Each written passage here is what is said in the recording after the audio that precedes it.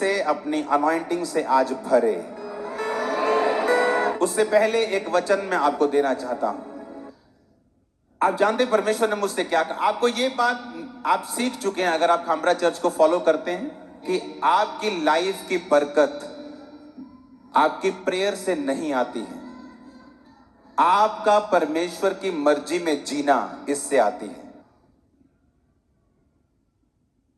परमेश्वर ने एक सिस्टम बनाया कि परमेश्वर मूसा से बात करेगा, मूसा हारून से बात करेगा, हारून राजा से बात करेगा, पब्लिक से बात करेगा, और जो कुछ परमेश्वर कहेगा ये लोग उसकी सुनेंगे और बरकत को पाएंगे। हाँ या ना? पौलुस ने क्या कहा? एक कलीसिया को पौलुस ने कहा, अब मेरा परमेश्वर तुम्हारी हर घटी को महिमा सहित मसीह यीशु में पूरा करेगा। किसके सहित? महिमा सहित के बेइज्जती सहित। कई बार आपको 10,000 यूरो की जरूरत है तो मिल तो जाते हैं, लेकिन बेइज्जती होती है। यार तू फिर आ गया मंगन। कितने मेरी बात को समझ रहे हैं? लेकिन परमेश्वर ने कहा तुम्हारी हर घटी को मैं महिमा सहित, किसको बोला? उस कलीसिया को बोला जो कलीसिया अपनी घटी में भी पौलुस के मिशनरी कामों में उसका साथ देती थी। सारे क्रिश्चियंस को यह वचन नहीं बोला गया। इमेजिन करो, कनान में होते हुए भी कोई गरीब हो सकता है, यूरोप में होकर भी लोग गरीब हो सकते हैं, इंग्लैंड में होकर भी गरीबी का श्राप आपकी लाइफ पर काम कर सकता है।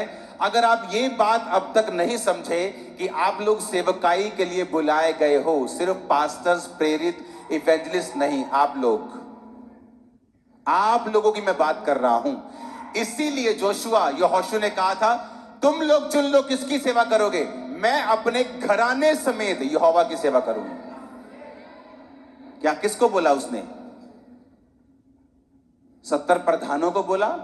नो, पूरी पब्लिक को उसने एड्रेस किया। आज क्रिश्चियंस अपने घरों में स्ट्रगल कर रहे हैं, अपने फाइनेंस में स्ट्रगल कर रहे हैं, अपनी सेहत में स्ट्रगल कर रहे हैं। क्यों? क्योंकि आपकी लाइफ के ऊपर परमेश्वर की सेवकाई का ग्रेस नहीं है। आप परमेश्वर की सेवकाई में नहीं हो। आपको लगता है कि पास्टर सेवा करेगा, मैं सिर्फ चर्च जाऊंगा उसको सिरदर्दी देने के लिए कि पास्टर साहब इस हफ्ते आप मेरे घर क्यों नहीं आए, आपने मेरा फोन पिक क्यों नहीं किया। और यही वजह है कलीसिया आशीष कमाने की बजाय श्राप कमा रही है और स्ट्रगल कर रही है। क्या आपको कोई फर्क लगता है? आपका पड़ोसी जो मसीह में नहीं है उसकी लाइफ के संघर्ष आपकी लाइफ से कम है। क्या आपको लगता है कि परमेश्वर ने आपको इस काम के लिए चुना? नहीं। उसने कहा, मैं तुम्हें दूसरी कौमों से श्रेष्ठ बनाऊंगा, मैं तुझे दूसरों से उत्तम बनाऊंगा, मैं तुम्हारे रास्तों को साफ करूंगा, मैं तुम्हें उत्तम दाख दूंगा, मैं तुम्हें उत्तम तेल दूंगा, तुम्हारी लाइफ की हर एक चीज मैं तुम्हें बेस्ट से बेस्ट प्रोवाइड करूंगा, क्योंकि तुम मेरी सेवा कर रहे हो। लेकिन क्या हम सेवा कर रहे हैं या नहीं?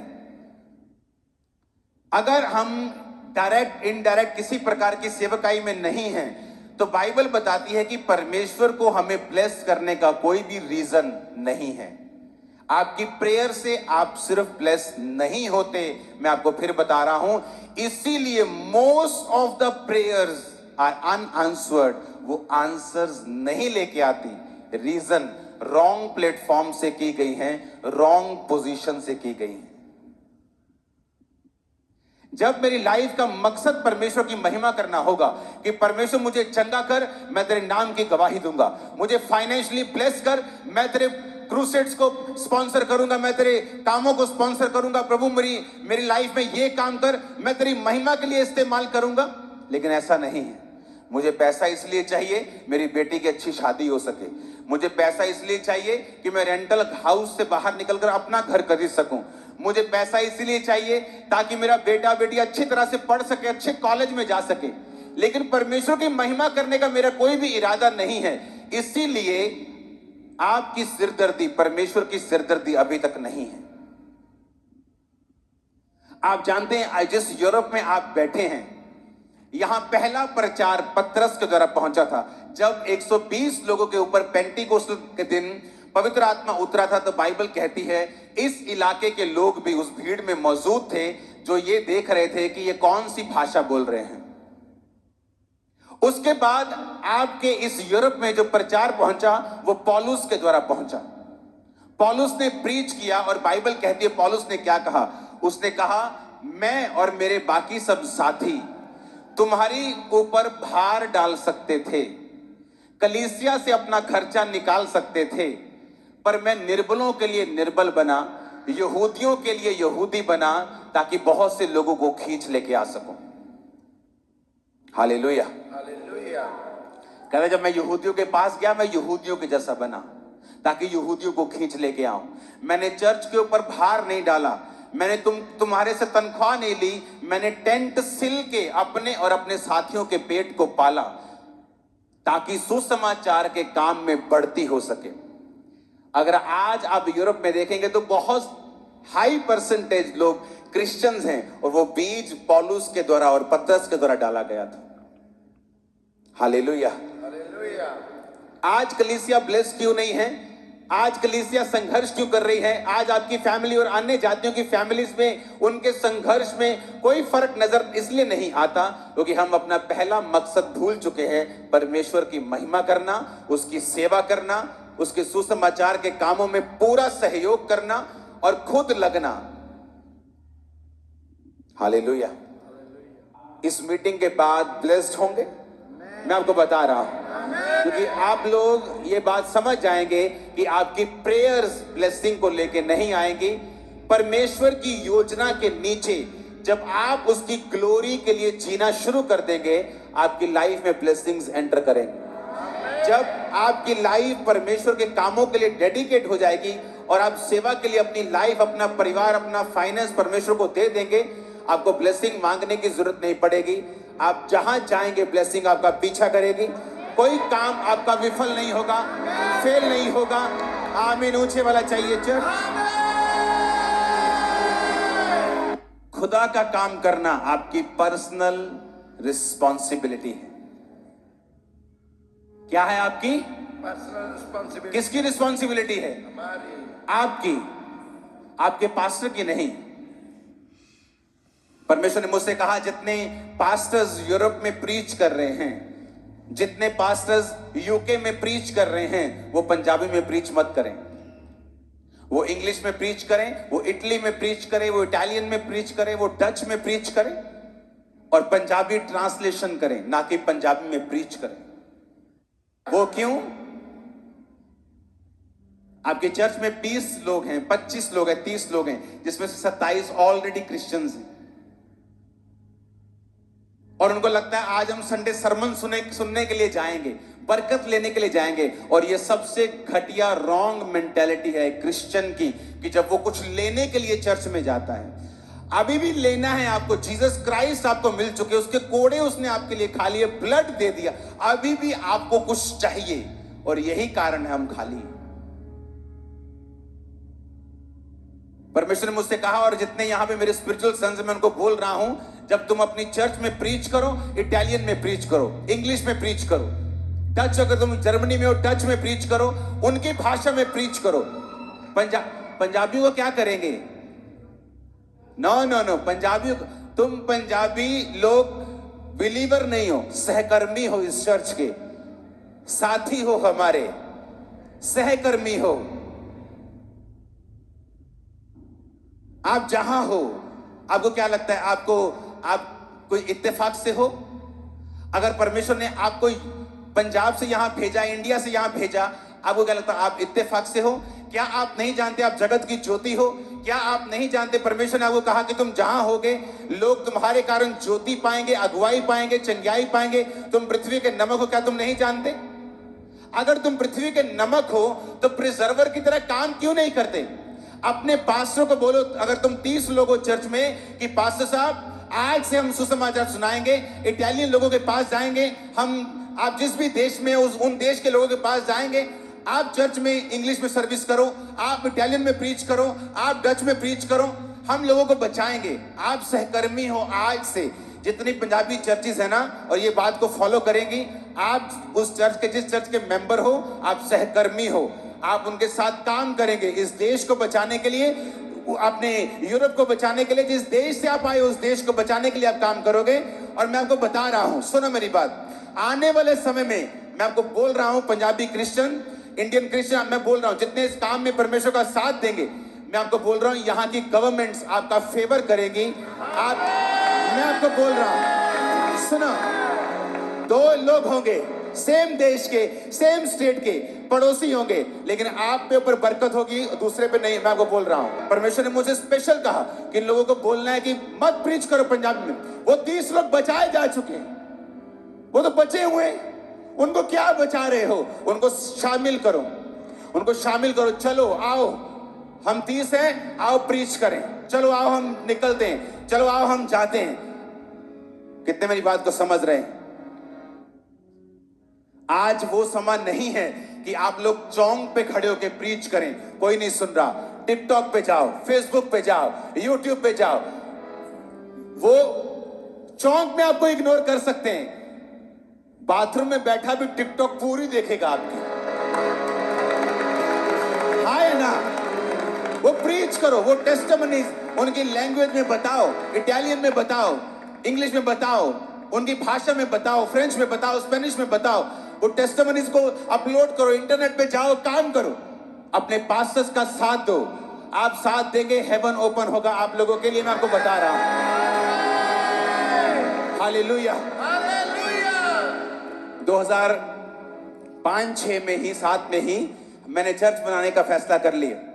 मैंने कहा हम चर्च बनाएंगे, चर्च बनाने का फैसला कर लिया, जगह डिसाइड हो गई, नक्शा डिसाइड हो गया। आपको मालूम परमेश्वर ने क्या कहा? अभी तो चर्च नहीं बनाए।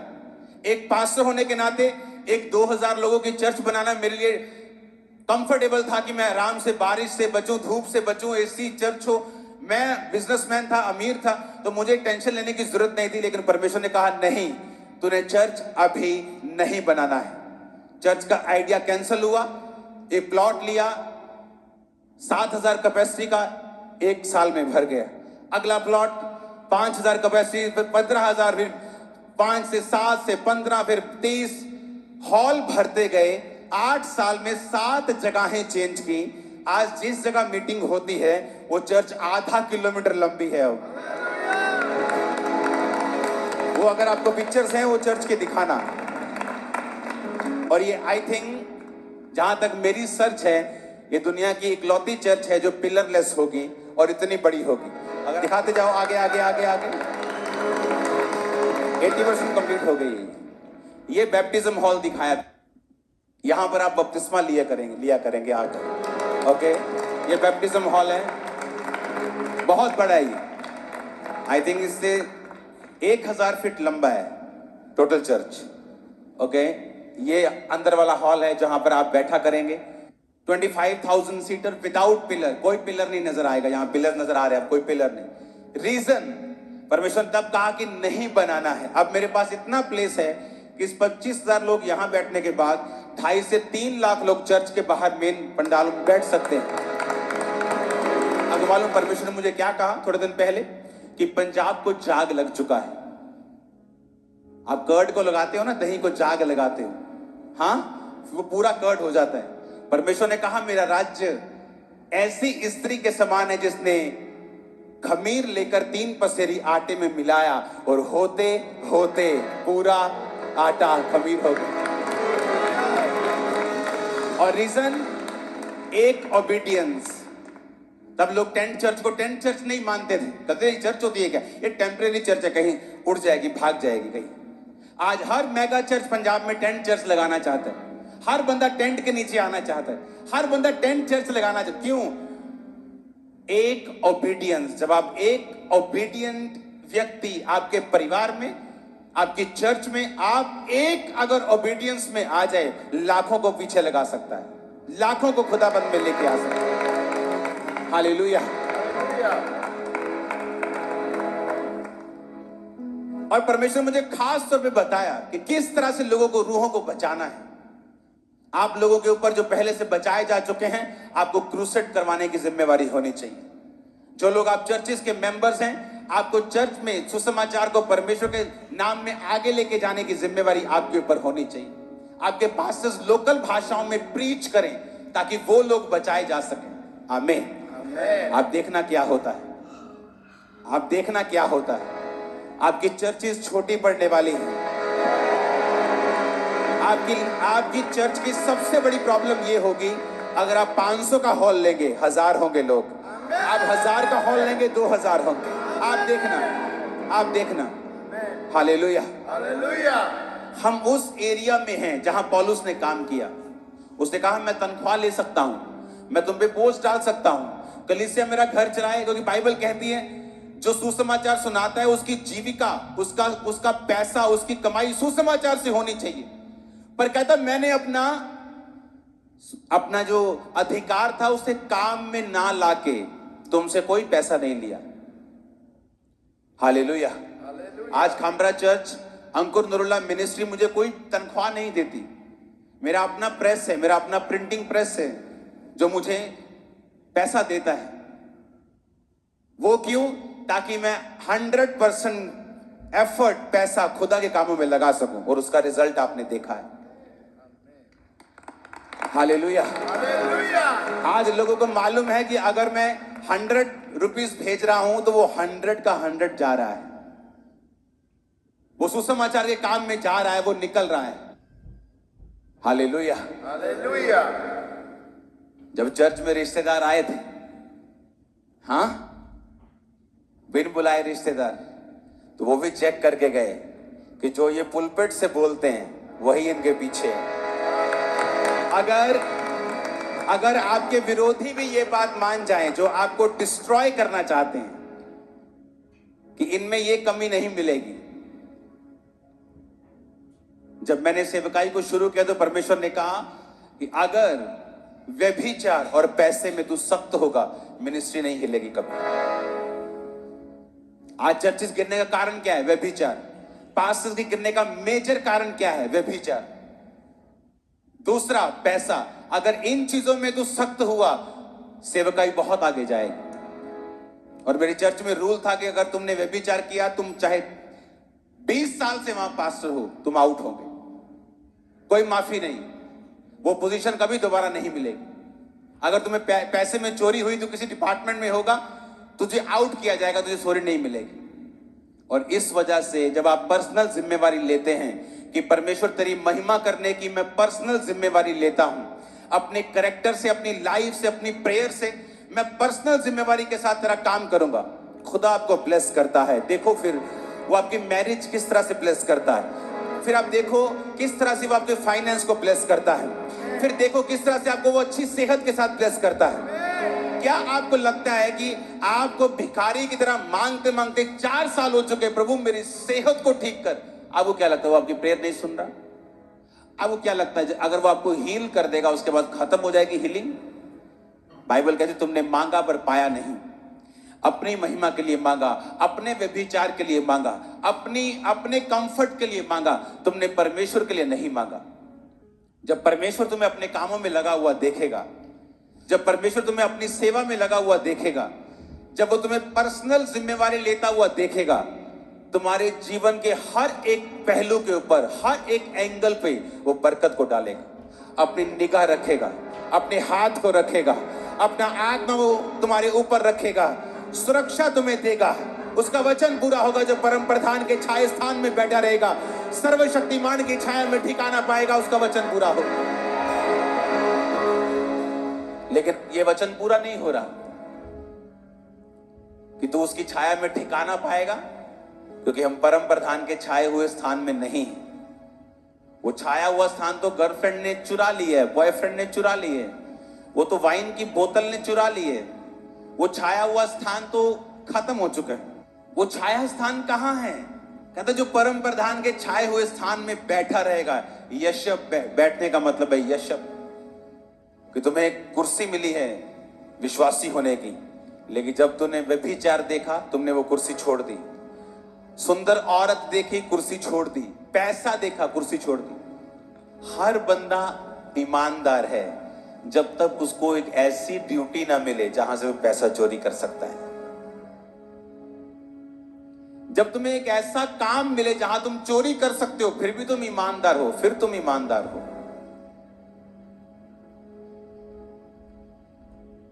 हर बंदा पवित्रताई में है जब तक उसको एक अच्छी लड़की प्रपोज नहीं करती, अच्छा लड़का नहीं मिलता, व्यभिचार करने के लिए, शादी करने के लिए नहीं। हर बंदा पवित्रताई में। जैसे ही किसी ने अप्रोच की, पवित्रताई खत्म। तुम पवित्रताई में नहीं थे, तुम एक्टिंग कर रहे थे। मेरे भाइयों, मेरी बहनों, अपनी लाइफ, अपना फाइनेंस, अपना दिमाग, अपनी एनर्जी, अपना गिफ्ट खुदावन के किंगडम में लगा दीजिए। ये बेस्ट इन्वेस्टमेंट है आज आप लोगों के लिए। कभी फेल नहीं होगी, कभी फेल नहीं होगी, नेवर। आमीन। उसने कहा मैं यहूदियों के पास गया तो यहूदियों के जैसा बना। बाइबल कहती पौलुस गमलीएल के पैरों पर पढ़ाया गया। आज के जमाने में लगाओ तो हार्वर्ड यूनिवर्सिटी में बेस्ट स्टूडेंट था वो, ऑक्सफोर्ड में बेस्ट स्टूडेंट था वो। पर जब परमेश्वर ने कहा पौलुस मैं तुझे इस्तेमाल करना चाहता हूं, लेकिन यहूदियों में इस्तेमाल नहीं करूंगा। जहां तेरी पकड़ है, जहां तेरी पहुंच है, मैं तुझे अन्य जातियों में इस्तेमाल करूंगा। तुझे शून्य करूंगा पहले तुझे इस्तेमाल करने के लिए। तुझे जीरो करूंगा तुझे इस्तेमाल करने से पहले। और बाइबल कहती है पौलुस ने अपना सब कुछ कूड़ा समझा, अपना कैरियर, अपनी जॉब, अपनी लाइफ, अपनी विल, अपने इमोशंस, और परमेश्वर की सेवकाई में लग गया। और 27 बुक्स नए नियम में से 14 पौलुस की पढ़ते हो आप, आधे से भी ज्यादा। आज यूरोप उसका डाला हुआ बीज है, पौलुस का। परमेश्वर फिर से चाहता है आप लोग जिम्मेवारी उठाएं, आप लोग सेवकाई की जिम्मेवारी उठाएं, अपने पास्टर्स, अपनी सेवकाइयों के साथ एक मन होकर चलें, सुसमाचार के कामों को करें। आप सेम नहीं होंगे, कुछ भी आपके घराने का, आपके फाइनेंस का सेम नहीं होगा। Hallelujah, hallelujah. जब आपको सेवा करने का काम मिल जाएगा, एक मकसद मिल जाएगा, आप चर्च में लोगों की कमियां ढूंढने के लिए फिर नहीं आए, आप पास्टर्स को तंग करने के लिए नहीं आएंगे, आप हर वक्त मुझ पे प्रेयर कर दो, आप ये काम करने के लिए चर्च में नहीं आएंगे। फिर आपको मालूम होगा कि मुझे एक काम करना है, सुसमाचार को आगे लेके जाना है।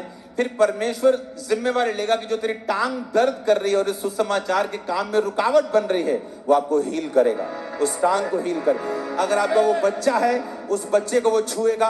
अगर कोई नशे करने वाला है, उसको छुएगा। कोई बीमार फैमिली मेंबर है, उसको वो छुएगा। वो आपकी डिफिकल्टीज को दूर करेगा। आमीन। मेरे को ऊंचे वाला चाहिए चर्च। Hallelujah, hallelujah. हालेलुया, ऊंची आवाज में हालेलुया बोलो एक बार। आमीन, आमीन, आमीन। आमीन। और यही परमेश्वर चाहता है आप लोगों से। पहले कुरिन्थियों के वचन को हम पढ़ेंगे अपनी स्क्रीन के ऊपर। आप इसे घर जाकर, इसका होमवर्क, ये आप लोगों के लिए होमवर्क है। उस वचन को आप लिखकर अपने घरों में लेके जाएंगे और उस पर मनन करेंगे कि परमेश्वर मुझे अब तुझे, तेरे लिए इस्तेमाल होना है। मुझे इस्तेमाल कर, मेरी अगुवाई कर, मुझे गाइड कर, मैं तेरे कामों के लिए इस्तेमाल हो सकूं। आमीन।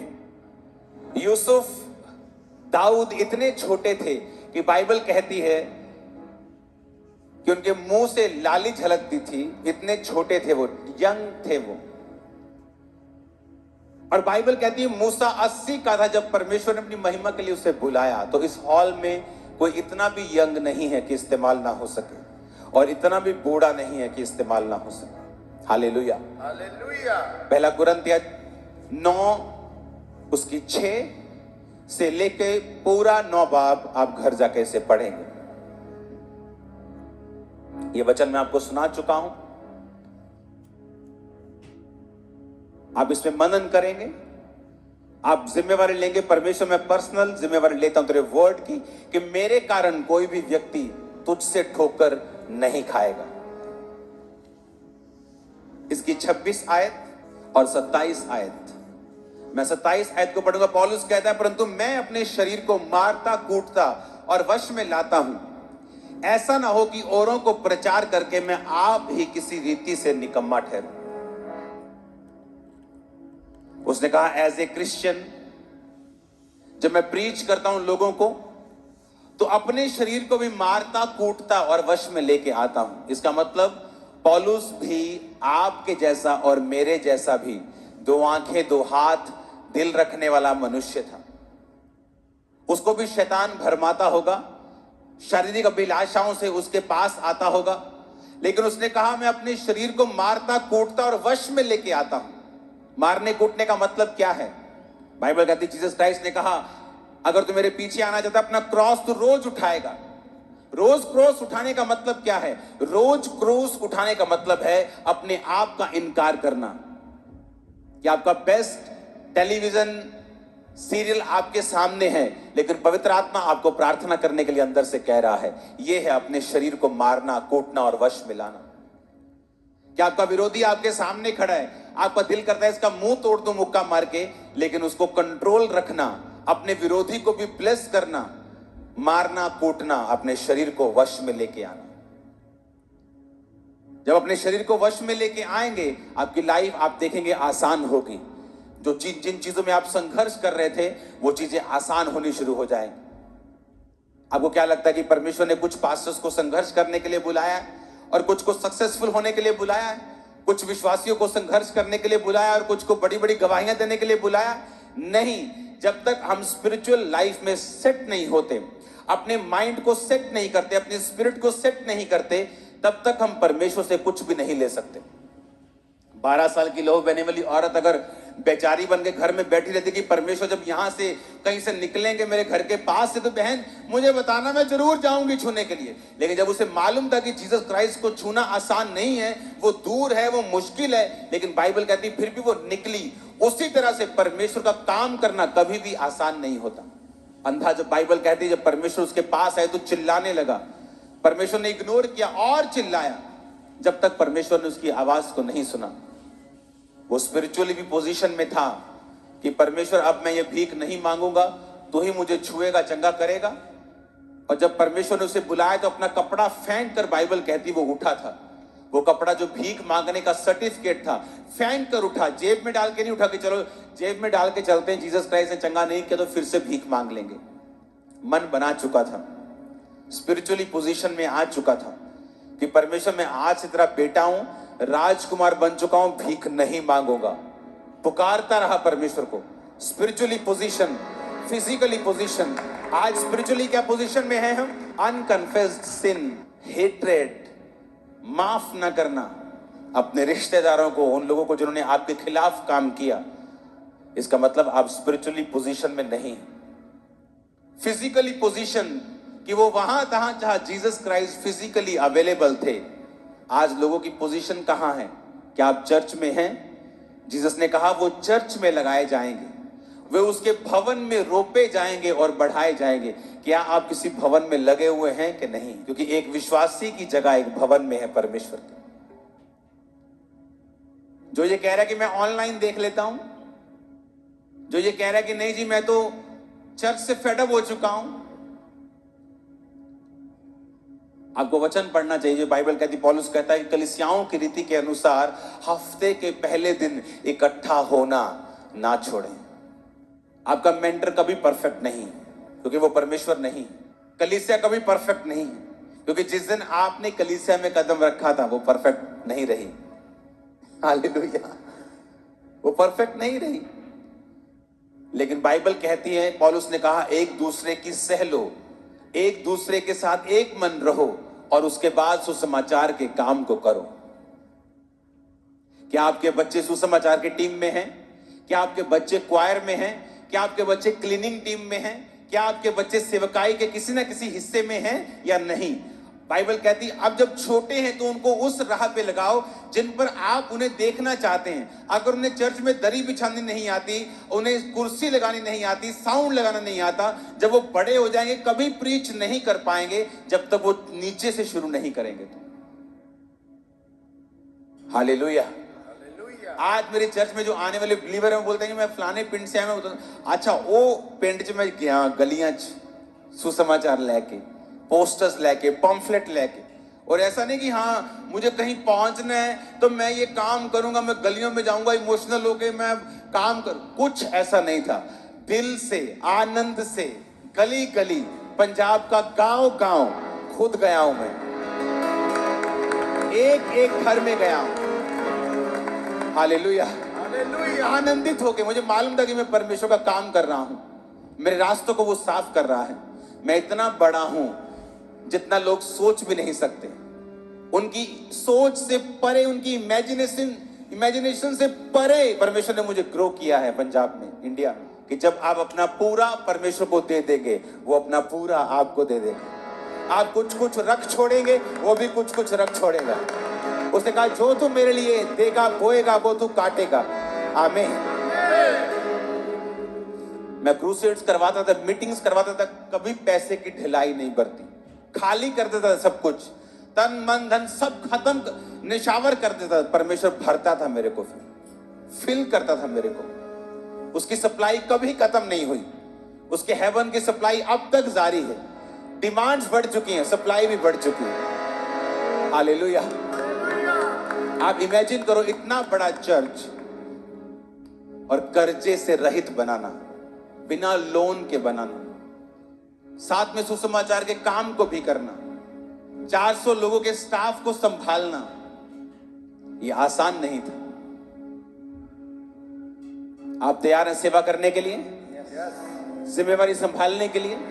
अपनी फैमिली मेंबर्स के लिए उनको डिजाइन करो। आपके 2 बच्चे हैं, 3 बच्चे हैं, कौन सा म्यूजिक में जा सकता है, कौन सा सुसमाचार में जा सकता है, कौन सा मीडिया टीम में जा सकता है, कौन सा अकाउंट डिपार्टमेंट में जा सकता है। आपके घर का हर एक मेंबर चर्च की किसी ना किसी प्रकार की सेवकाई में लगा होना चाहिए। हर मेंबर, बूढ़े से लेके जवान से लेके बच्चे तक, हर एक के लिए प्लान आपके पास होना चाहिए। आपको क्या लगता है परमेश्वर फिर क्या करेगा? अब क्या लगता है आपको? आपका हर एक जन, तन, मन, धन जब प्रभु के लिए नशावर हो जाएगा, समर्पित, आपको क्या लगता है प्रभु क्या करेगा आपके लिए? आपको क्या लगता है? जो खुदा ये कहता है कि तुम मजदूर की मजदूरी को मत रखना, नहीं तो उसकी आह तेरे को लगेगी। आपको क्या लगता है कि आपकी मजदूरी को वो रखेगा? क्या आपको लगता है कि आपकी मेहनत जो आप खुदा के लिए करोगे वो उसको रखेगा? जीसस ने साफ साफ कहा है, अगर तू मेरी सेवा करेगा, मेरा पिता तेरी इज्जत करेगा, आदर करेगा। लाख लोग, लाख सरकारें, कोई भी व्यक्ति आपकी इज्जत को खत्म करने के लिए आएगा, लेकिन पूरी तरह से फेल होगा। क्यों? क्योंकि आपकी इज्जत को बढ़ाने वाला यहोवा परमेश्वर है। आप लोगों की वोटिंग से नहीं चुने गए हो कि लोगों ने आज वोट कर दिया, आप खड़े हो गए, कल को वोट खींच लिया, आप गिर गए। आपको यहोवा ने खड़ा किया और सदा के लिए किया है। आमीन। ये ब्लेसिंग लेने का सबसे बड़ा तरीका है, खुदा के पास रहने का, इंश्योर्ड रहने का सबसे बड़ा तरीका है कि आप लोग परमेश्वर के कामों में, उसकी सेवकाई में होने चाहिए, पर्सनल जिम्मेवारी के साथ। अगर बुरी एग्जाम्पल शैतान ने खड़ी की हैं, तो अच्छी भी परमेश्वर खड़ी करेगा। आप उन अच्छी में आएंगे इन जीसस ने। आपके बच्चे पास्टर्स होंगे, लिख के ले लो मेरे पास। अपने हाथों को उठाओ, खुदावन से बात करो, परमेश्वर मैं और मेरा घराना तेरे काम करें, तेरी सेवा करें खुदावन, तेरे नाम में हम आगे बढ़े खुदावन। मांगो अपने हाथों को उठा के ऊंची आवाज में।